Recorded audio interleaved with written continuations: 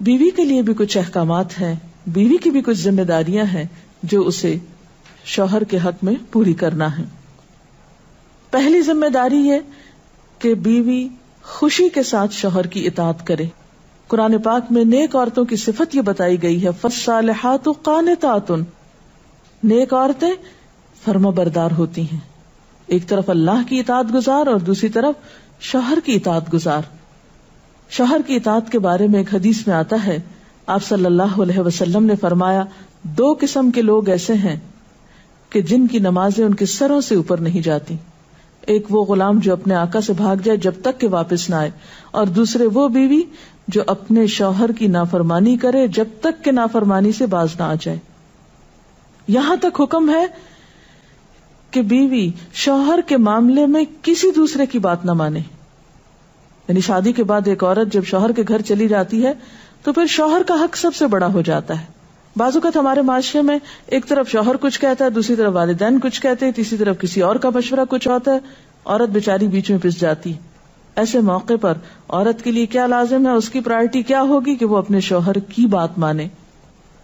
عورت کی دوسری بڑی ذمہ داری اپنی آبرو اور عزت و عصمت کی حفاظت ہے. عورت کوئی ایسا کام نہ کرے جس سے اس کی عفت و عصمت پر کچھ حرف آئے. ازدواجی زندگی کی خوشی کا راز باہم ایک دوسرے پر اعتماد ہے. اگر کوئی بھی ایسا کام عورت کرتی ہے جس سے شوہر کے دل میں شک ہو جاتا ہے، اعتماد ختم ہو جاتا ہے، تو اس سے ازدواجی زندگی کی خوشیاں ختم ہو جاتی. یہ اعتماد بے حد ضروری ہے، اور اس کے لیے اپنی عزت عصمت کی خصوصی حفاظت. نبی صلی اللہ علیہ وسلم نے فرمایا، عورت جب 5 وقت کی نماز پڑھے، اپنی آبرو کی حفاظت کرے، اپنے شوہر کی فرما بردار رہے، تو وہ جنت کے جس دروازے سے چاہے داخل ہو جائے. اسی لیے شوہر کی اجازت اور مرضی کے بغیر گھر سے بھی نہیں نکلنا چاہیے. حضرت معاذ بن جبل کہتے ہیں کہ نبی صلی اللہ علیہ وسلم نے فرمایا، خدا پر ایمان رکھنے والی عورت کے لیے جائز نہیں کہ وہ اپنے شوہر کے گھر میں کسی ایسے کو آنے دے جس کا آنا شوہر کو پسند نہ ہو، اور ویسی صورت میں گھر سے نکلے جب اس کا نکلنا شوہر کو پسند نہ ہو. اطاعت کے علاوہ شوہر کو خوش رکھنا یہ بھی بے حد ضروری ہے. نبی صلی اللہ علیہ وسلم نے فرمایا، جس عورت نے اس حال میں انتقال کیا کہ اس کا شوہر اس سے خوش تھا تو وہ جنت میں داخل ہوگی.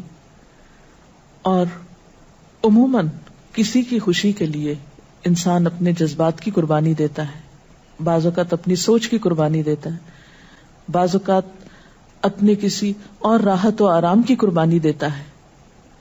تو ایک عورت جب اپنے شوہر کو خوش کرتی ہے تو جواباً اس کے لیے خوشی پلٹتی ہے.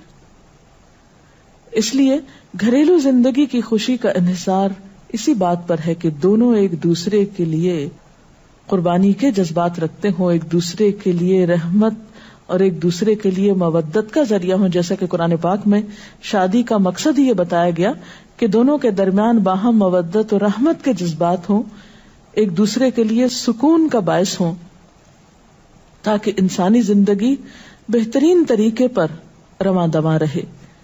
اسی طرح شوہر سے محبت کا اظہار کرنا، اس کے ساتھ وفادار رہنا، اس کا احسان ماننا، یہ بھی بے حد ضروری ہے. حضرت اسماء کہتی ہیں کہ ایک بار نبی صلی اللہ علیہ وسلم میرے پاس سے گزرے، میں اپنی سہیلیوں کے ساتھ تھی.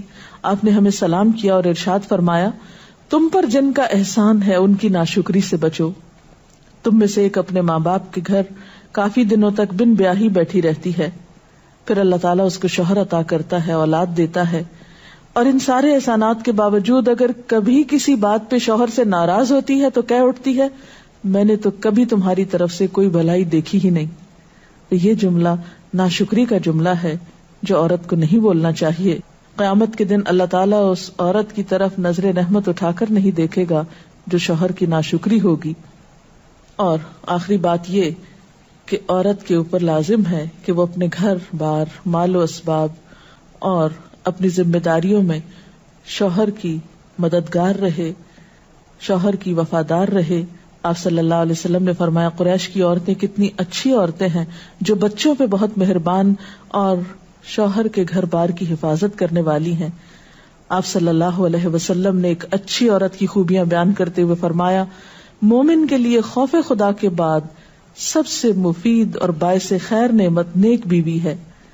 نیک بیوی کون سی؟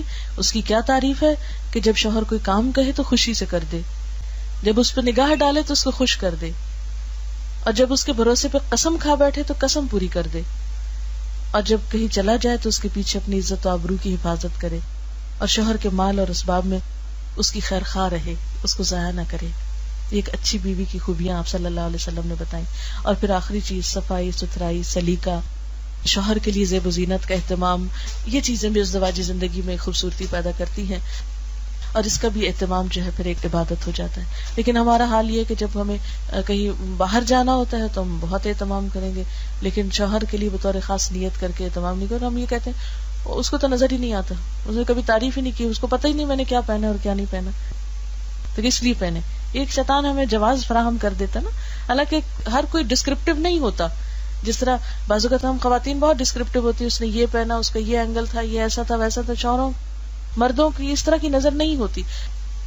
پھر ہم ان سے وہ ایکسپیکٹ کرتے ہیں جو ہم خود کر رہے ہوتے ہیں یا خود چاہتے ہیں، وہ اس پہ پورے نہیں اترتے تو ہمارے اسٹینڈرڈ سے گر جاتے ہیں. تو اس سے یہ ہے کہ ان کی اور بھلائیاں یاد رکھ کے اگر اس طرح کی کوئی کمی کوتاہی ہو جائے تو اسے اگنور کر دینا چاہیے، اور ان کے لیے بھی بطور خاص اہتمام کرنا چاہیے.